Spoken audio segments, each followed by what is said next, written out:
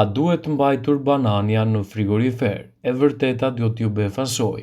Ka shumë arsye pse bananet janë një nga ushqimet më popullore në botë. Ato ofrojnë në porcione të përsosura, vijnë në forma të tyre të buta dhe mbështetin natyrshëm dhe jashtëzakonisht shëndetin tuaj, të freskëta ose edhe në trajt kremoze.